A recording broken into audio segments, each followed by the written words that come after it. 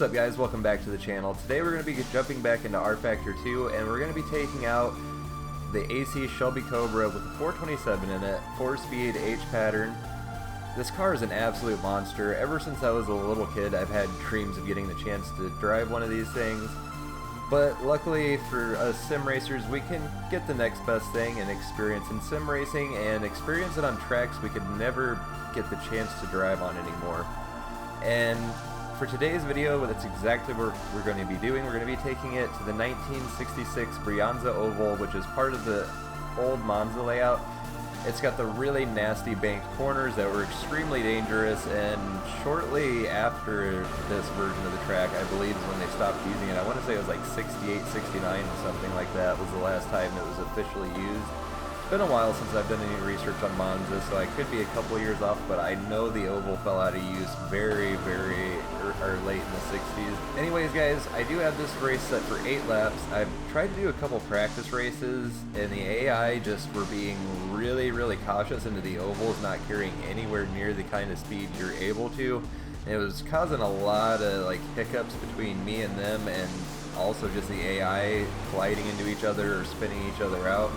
So I did bump up the difficulty a little bit. I bumped up the aggression to see if it mitigates things a little bit. We're just going to have to jump in though, see how it goes. Hopefully I can get this knocked out in a try or two, but I just wanted to show you guys just how raw this car is, how fun it is to drive. Really, that's what sim racing is about for me. I've done real racing in the past, and it's awesome. I love the competitive nature of it, but when it comes to sim racing, I do it more just for fun and enjoying things I could never be able to do in real life. Alright, so I'm not really sure exactly how long this race is going to turn out to be. It is a decent length circuit, but because it is a high-speed oval, the laps go by pretty quickly. So Celsius. This might not be the longest video. I really don't know yet, guys. Green, let's go. You gotta really have good throttle control driving this car. It's got so much torque, it does not hesitate just to light the rear end. Light the rear tires up, and basically any gear if you just stop and throttle all at once. Oh god! Okay, they're a little bit better. I'm not really. Oh my god, what was that AI doing down there? They're still really cautious. You can kind of see them just kind of tapping the brakes in that pack up ahead of us. You can really feel the bank pulling you around in this version though. I really am enjoying it.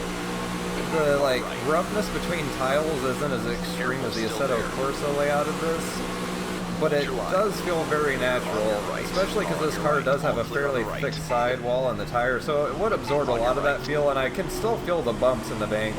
It's just nowhere near as exaggerated as Assetto Corsa is. Still there. Clear on your right. I gotta say, they are driving much cleaner this time. I don't know why I almost said clearer there. As I said, we do only have a 4-speed gearbox in this, so we're just gonna hold it down and see what we can hit here. Oh, just ping-ponged himself off the wall. Oh my god!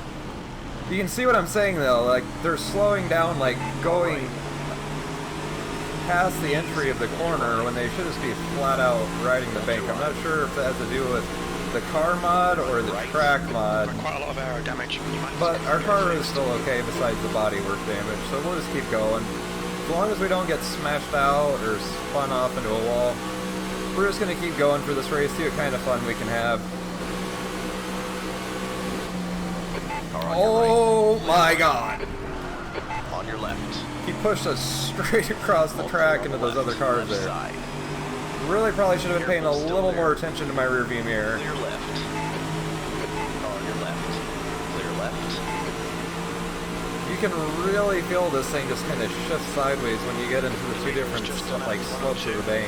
And you can really feel that transition in the track right there. I've noticed in Assetto Corsa there's a really rough bump when you come out of that bank and back onto the straight.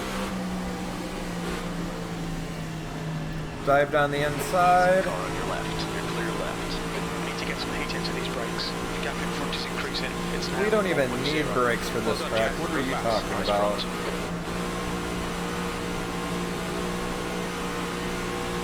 You gotta really kind of let the car drive itself around the bank there. You don't want to fight it too much, because it will just kind of send you sideways in a hurry. 170 miles in a car with barely a roll bar behind your head even. The only exit off the track is straight into the trees. Left side. Clear left. Yeah, right there you can like feel the transition back down to the flat of the straightaway. 102.7.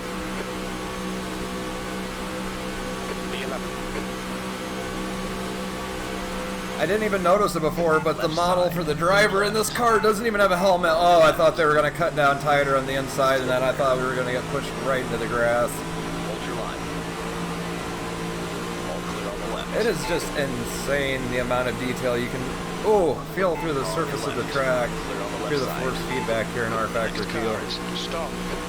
A lot of people say this is a dead sim. There's not really much left of it anymore, but there's still mods coming out. They're still updating the mods that have been released for a while. There's still a huge community of people racing online, although most of it isn't leaked as far as I know. Right tires are cold. But even then, only playing offline in this against the AI is still, even all this time later after the sim's been released, just so much fun, and you feel just a lot more competitiveness from the AI than you do in a lot of other sims. This is probably not the best circuit to show that off because the AI are kind of driving like maniacs around here. Once again though, I'm not sure if that has to do so much with how the AI handles driving this car, or if it has to do with kind of like I said, of course, how they have AI lines for the track, and if the AI line's not very good, then the AI kind of just tend to drive like idiots. They're actually not doing too bad now that we're all spreading out a little bit more. Do not push me into the grass. Oh my god. Mike is leading the race. Oh! Tried to get on the brakes fast enough there, but my brakes are pretty cold from the lack of using them this race. See, that's what I mean. Like, they're driving really well, but for some reason in the banks and random points, they just tend to get on the brakes, and it doesn't make sense.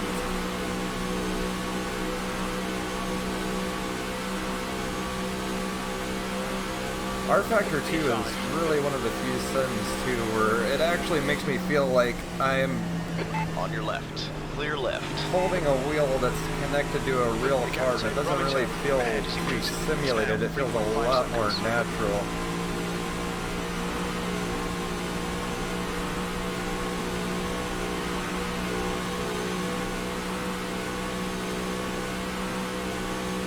I was trying to find a track that had a little bit more low-speed corners and a little bit more technicality to it to drive this thing in the video for you guys, just to show off how much fun this car is to slide around corners and the rear end brakes loose, and how much it takes to finesse this thing around a more technical track. But honestly, I'm really glad I did make the choice to go here to Monza. It's kind of fitting for this car.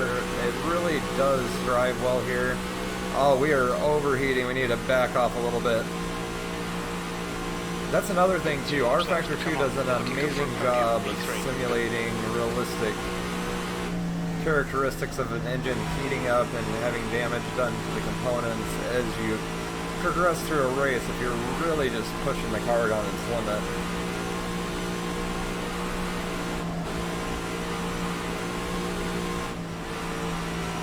Okay, Jeff, you're reeling Romito in the gaps now. Just like in real racing, you're not going to want to be pushing the car to redline and just sustaining it and holding it for long periods of time, because you're going to cause the engine and water to overheat, and you're going to eventually damage the engine if you just keep pushing it that hard lap after lap. I really do want to try doing some like endurance league racing here in rFactor 2, just because I feel like it'd be like a whole nother challenge just trying to get to the end without blowing your car up compared to a lot of other sims out there. iRacing does a pretty good job of also doing that, but I haven't had the chance to do any like extremely long races where it really shows that off.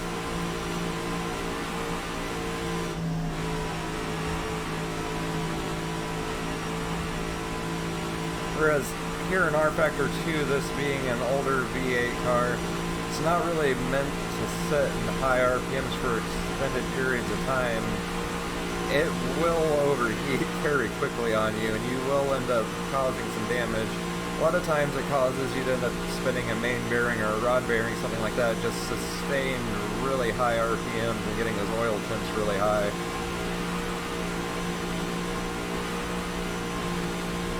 You can just really feel these banks pulling you through the corners at speed. We're almost at the end of this lap. I really want to try to get around them, so we're just going to go flat out. There's no way I'm going to get there, but may as well just go flat out across the finish. Great drive, that's a podium. I just cannot get over how good this mod sounds. There are a few mods here in rFactor 2 that are kind of really just shit as far as the sounds go. The 2011 Ferrari Challenge is one of my favorite mods to drive in this sim. It just drives absolutely sounds absolutely horrible, so it kind of like kills the enjoyment factor for me driving the thing. But it does drive good enough, it almost makes up for it.